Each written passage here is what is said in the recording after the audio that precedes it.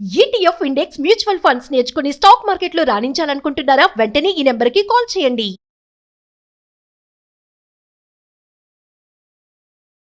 నమస్తే, welcome back to Suman TV. Present మనతో పాటు ఉన్నారు stock market analyst Sundar Rama Reddy గారు. నమస్తే సార్. నమస్తే. సార్, ట్రేడింగ్ విషయానికి వస్తే చాలా మంది ఏంటంటే ఓన్లీ ట్రేడింగ్ పైనే ఆధారపడి దాని నుంచే ఇన్కమ్ ఎర్న్ చేయాలని అనుకుంటా ఉంటారు. అంటే మిమ్మల్ని అడిగితే మీరేం సజెస్ట్ చేస్తారు? ఓన్లీ ట్రేడింగ్ పైనే ఆధారపడి ఇన్కమ్ సర్వైవ్ చేసుకోవచ్చా అంటే? అట్లీస్ట్ అంటే బిగినింగ్ స్టేజ్లో you should not depending upon the trading full time income కింద డిపెండ్ అవ్వకూడదండి. ఎందుకంటే మనం నమ్ముకొని మన ఫ్యామిలీ ఉంటుంది అండ్ చుట్టుపక్కల ఎన్విరాన్మెంట్ అంతా సపోర్ట్ చేస్తేనే మీకు ఇన్కమ్ వస్తుందన్నమాట. సో స్టాక్ మార్కెట్లో ఏంటంటే సైక్లికల్ నేచర్స్ ఎక్కువ ఉంటాయి. అఫ్కోర్స్ ప్రతి అసెట్ క్లాస్కి అవి ఉంటాయి. అంటే కొన్నిసార్లు చాలా బేర్ మార్కెట్ రన్ అవుతూ ఉంటాయి, కొన్నిసార్లు బుల్ మార్కెట్ రన్ అవుతూ ఉంటుంది. ఎగ్జాంపుల్ 2000, 2001, 2002 ఆ టైంలో చూసారనుకోండి, .com బబుల్ వచ్చిన టైం అనమాట. ఎన్విడియా లాంటి స్టాక్స్ 90% డ్రాప్ అయినాయి. ఎన్విడియా, మైక్రోసాఫ్ట్ అండ్ ఫేస్బుక్ ఇవన్నీ కూడా 90% డ్రాప్ అయిన సంవత్సరం అండి అది. నీకు ఎంత గట్ ఫీలింగ్ ఉన్నా అక్కడ సర్వైవ్ అవ్వడం ఛాన్సే లేదు. 90% డ్రాప్ అయింది అనుకోండి అవి. పోనీ అవన్నీ మంచి కంపెనీలు కాదంటే ఇవాళ వరల్డ్ నెంబర్ 1. ఎన్విడియా అప్పట్లో 90% డ్రాప్ అయిన కంపెనీ ఈరోజు అది 5 ట్రిలియన్ కంపెనీ అయింది అది. కాబట్టి ఎంత స్ట్రాంగ్ కంపెనీ అయినా సరే అండ్ కొన్ని బేర్ మార్కెట్ టైంలో సర్వైవ్ అవ్వడం చాలా కష్టం. అలాంటి ఎన్విరాన్మెంట్లో యాజ్ ఎ ట్రేడర్గా మనీ మేక్ చేయడం చాలా టఫ్. అలాగని పడే మార్కెట్లో మనీ మేక్ చేయడం కుదరదని కాదు. పడే మార్కెట్లో కూడా మనీ మేక్ చేసుకోవచ్చు. కానీ అందరికీ ఆ స్కిల్ ఉండకపోవచ్చు. అందుకని బిగినర్ స్టేజ్లో ఉంటే అట్లీస్ట్ బిగినర్ స్టేజ్లో ఉన్నప్పుడు ట్రేడింగ్ని ఫుల్ టైం ఇన్కమ్ లాగా వాడకూడదు. వాడితే ఏమవుతుంది అంటే ఒకటి స్ట్రెస్ గురవుతారు. ఇప్పుడు ఈ మంత్ ఫ్యామిలీకి మనీ కట్టాలి, ఒక 50,000 ఖర్చులు అవుతాయి అనుకోండి, నాకు డబ్బు కావాలి. డబ్బు కోసం ట్రేడింగ్ ఛాన్స్ రాకపోయినా అంటే ఫోర్స్ఫుల్గా ట్రేడ్ చేస్తారు. మనం అంత కన్ఫ్యూజన్ మైండ్తో ఉన్నప్పుడు ట్రేడ్ క్లియర్గా చేయలేరు. అందుకని ట్రేడింగ్ ఎప్పుడు కూడా లేదు. మనకి ఎక్స్ట్రా ఇన్కమ్, మనకి డిస్పోజబుల్ ఇన్కమ్ ఉన్నప్పుడు ఆ ఇన్కమ్ రిస్క్లో పెట్టి చేయొచ్చేమో, కానీ ఫ్యామిలీ పనికొచ్చే ఇన్కమ్ని అడ్డం పెట్టి మనం చేయలేము ట్రేడ్ని. అందుకని ఎవరైనా ట్రేడ్ చేద్దామంటే లేదు, ఫ్యామిలీ ముందు అఫోర్డబిలిటీ చూడాలి. అంటే ఫ్యామిలీకి మన సపోర్ట్ అవసరం లేదు అనుకున్నాం అప్పుడు చేసుకోవచ్చు అనమాట. అందుకని అంటే ట్రేడింగ్ కొంచెం ఎక్కువ డబ్బులు ఉన్నప్పుడు మనకు అది ఈజీ ఉంటుంది.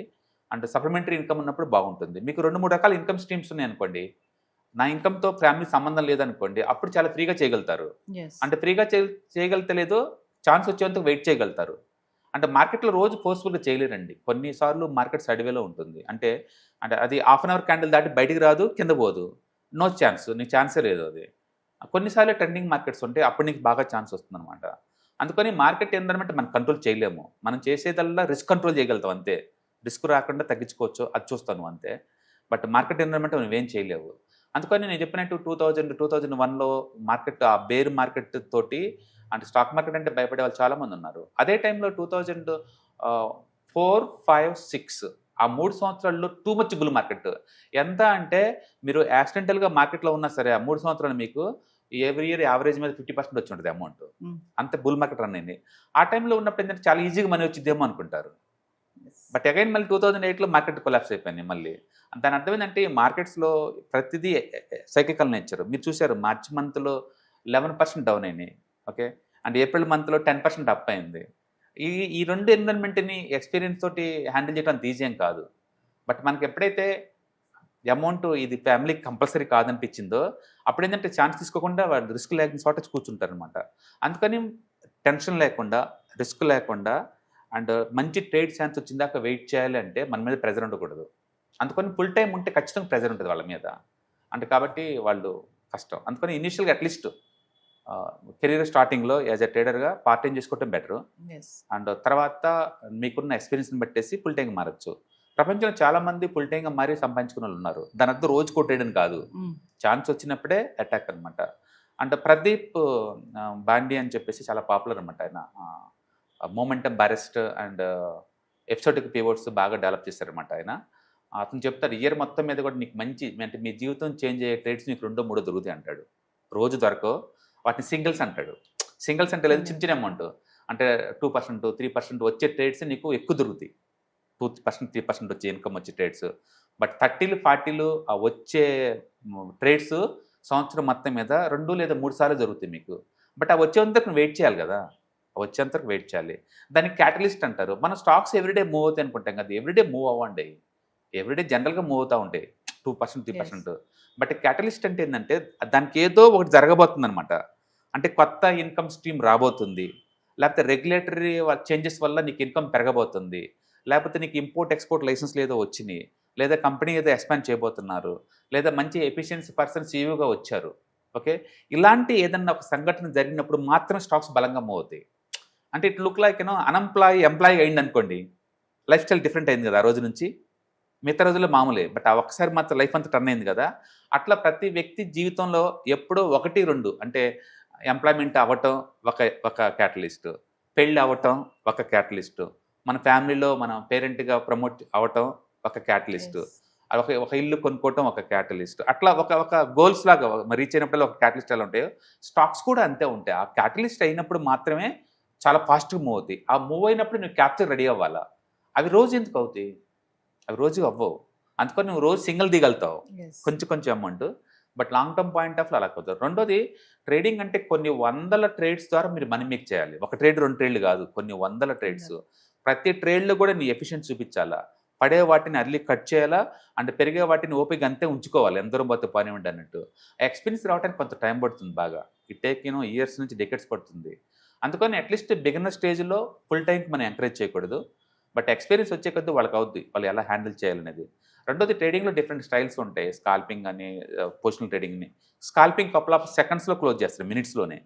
అండ్ పొజిషనల్ ట్రేడింగ్ అనేది అప్ టు 1 ఇయర్ దాకా కూడా ఉంచుకుంటాడు. సో రెండిట్లో రిస్క్ ఎక్కువ ఉంది, రిస్క్ తేడా ఉంది, రివార్డ్ కూడా తేడా ఉంటుంది. కాబట్టి మన పర్సనాలిటీకి ఏమి టచ్ అవుద్దో చూసుకోవాలి. అలాగే ప్రొడక్ట్స్ అనుకోండి, కన్జర్వేటివ్ ప్రొడక్ట్ మ్యూచువల్ ఫండ్స్ ఉంటాయి, అగ్రెసివ్ ప్రొడక్ట్స్ ఆప్షన్స్ ఉంటాయి. రెండిట్లో రిస్క్ వేరు, రివార్డ్ వేరే ఉంటుంది. కాబట్టి different trading styles, different products, different market conditions ఇవన్నీ ఉంటాయి. అండ్ క్యాటలిస్ట్ రోజు రాదు ఫ్రీక్వెన్సీగా. అండ్ కాబట్టి ఇది మొత్తం నీకు అర్థమయ్యి బాగా నేర్చుకొని ప్రాక్టీస్ చేసేసి అండ్ పార్ట్ టైం తీసుకొని దాన్ని స్కేలప్ చేసుకుంటే అప్పుడు ఫుల్ టైం గురించి ఆలోచించాలి. అంటే కెరీర్ స్టార్టింగ్లోనే ఫుల్ టైం తీసుకుంటే అంత వర్త్ ఏం కాదు. ఎందుకంటే ఎండ్ ఆఫ్ ది డే మనల్ని నమ్ముకుని ఫ్యామిలీస్ ఉన్నాయి అండ్ వాళ్ళని సర్వే చూడాలి కదా. అందుకని మనకిష్టం, నాకు స్టాక్ మార్కెట్ అంటే ప్యాషన్ అంటే కుదరదు. మనకి ఎంత స్ట్రాంగ్ ప్యాషన్ ఉన్నా సరే, అంటే ఎంత మంచి నాలెడ్జ్ ఉన్నా సరే, మార్కెట్ నీకు మనీ ఇవ్వాలని రూల్ ఏం లేదు. అంటే ప్రతి ట్రేడ్ కొత్త ట్రేడే. నువ్వు ఎంత ఎక్స్పీరియన్స్ వచ్చినా సరే ఆ ట్రేడ్ అవుట్పుట్ అంత ఈజీ కాదు, ఎందుకంటే కండిషన్స్ మారుతాయి. మన నిఫ్టీ పడిందంటే మొత్తం దారుణంగా పడతాయండి, వీక్ క్యాండిల్స్ ఇంకా ఎక్కువ పడతాయి. అంటే కాబట్టి అన్నిటిని హ్యాండిల్ చేసుకుంటూ ముందు పోవాల్సి ఉంటుంది. అందుకని ఎంత ఎక్స్పీరియన్స్ ఉన్నా ప్రతి ట్రేడ్ కొత్త ట్రేడ్ లాగానే బిహేవ్ చేయాల్సి ఉంటుంది. కాబట్టి ఇది different field, more competitive field. And capital మనకు ఆస్తి, అది పోతే మనం ఏం చేయలేము. కాబట్టి ఫుల్ టైం కన్నా కూడా పార్ట్ టైం ఉంటేనే ఆ గేమ్ ఫ్రీగా ఆడగలుగుతారు, అంటే రిస్క్ లేకుండా చేయగలుగుతారు. But again it's depending upon the experience. ఏ ఇద్దరు ఒకలాగా ఉండకపోవచ్చాము కదా. అది వరల్డ్ ఇప్పుడు చాలా మారిపోతుందండి. అండ్ చాలా ప్రొఫెషనల్ ట్రైనింగ్ ఇన్స్టిట్యూట్స్ వచ్చేసినాయి, అంటే ప్రొఫెషనల్గా ఉంటున్నారు. అండ్ పర్టికులర్గా అమెరికాలో అయితే యుఎస్ ఇన్వెస్ట్మెంట్ ఛాంపియన్షిప్ పోటీలు జరుగుతూ ఉంటాయి. అక్కడ విన్నర్స్ యొక్క యాటిట్యూడ్, వాళ్ళ బిహేవియర్, వాళ్ళ సైకాలజీ, వాళ్ళ ట్రేడింగ్ మెథడాలజీ చాలా పాపులర్ అనమాట.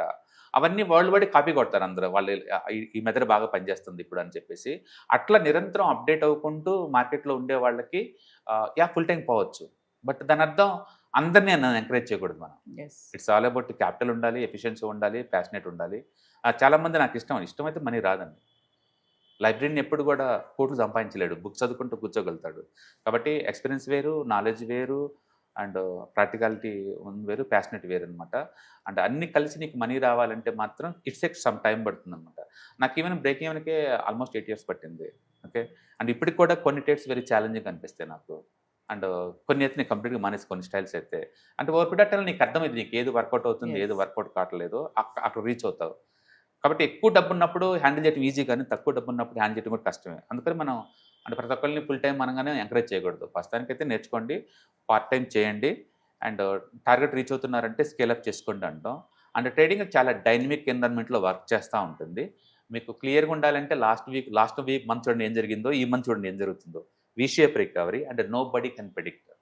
నిజం చెప్పాలంటే మార్కెట్ రేపు ఎక్కడ ఓపెన్ అవుద్దు కూడా ఎంత ఎక్స్పర్ట్ కూడా ప్రెడిక్ట్ చేయలేరు.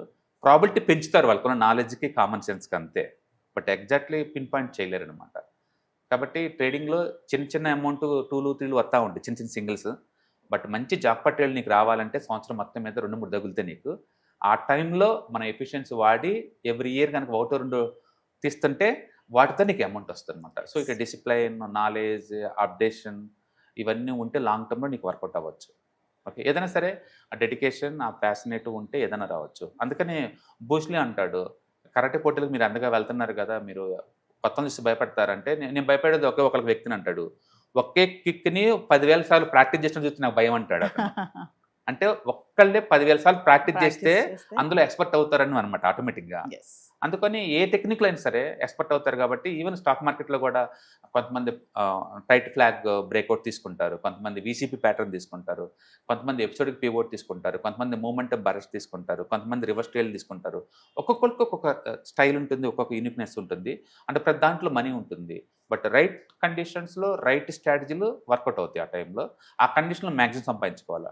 ఒక్కోసారి మా ప్రొఫెషనల్ 2, 3 ఇయర్స్ వరకు జీరో ఇన్‌కమ్ ఉంటుంది. నీకు ఎంత పేరు ప్రత్యేకతలు ఉన్నా, ఎంత నాలెడ్జ్ ఉన్నా నీ డబ్బు రాకపోవచ్చు. బట్ ఒక్కోసారి మార్కెట్ నీకు స్టేబుల్‌గా నీకు అనుకూలంగా ఉన్నప్పుడు అప్పుడు గుంజేస్తావు మనీ మొత్తం అనమాట. అట్లా too much up and downs ఉంటాయి. కాబట్టి మనం అందరినీ ఫుల్ టైమ్ రండి అని ఎంకరేజ్ చేయకూడదు. బట్ అదే టైంలో యెస్, మోడర్న్ ఏజ్‌లో ఒక సప్లిమెంటరీ ఇన్‌కమ్ లాగా నీకున్న ఆస్తులను మేనేజ్ చేసుకోవాలన్నా కూడా అంటే స్టాక్ మార్కెట్ గుడ్. అంటే స్టాక్ మార్కెట్ అంటే స్పెక్యులేషన్ సంగతి పక్కన పెట్టండి. ఉన్న అసెట్స్ మేనేజ్ చేసుకోవటం, కొత్త అసెట్స్ క్రియేట్ చేయటం, ఉన్నటిని మేనేజ్ చేసుకోవటం ఇవన్నీ మనకు అర్థమవుతా ఉంటాయి.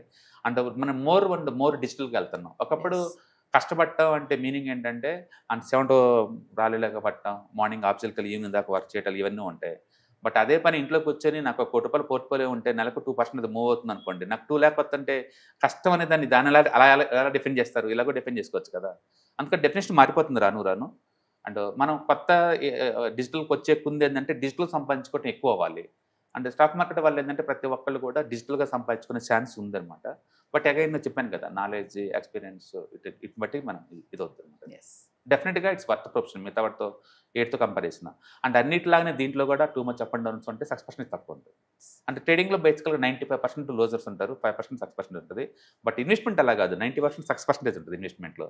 కాబట్టి మీకు ఇన్వెస్ట్‌మెంట్ దొరికిద్ది, ట్రేడింగ్ దొరికిద్ది కాబట్టి మీరు ఆ ప్రొఫెషన్‌లోకి మీరు పార్ట్ టైమ్ ఎంటర్ అవ్వచ్చు తప్పకుండా. Yes. Thank you sir. Right. Hi. Markets చాలా వాలటిలిటీ ఉన్నాయని భయపడుతున్నారా? మార్కెట్ ఆల్ టైమ్ హైలో ఉందని దూరంగా ఉండాలనుకుంటున్నారా?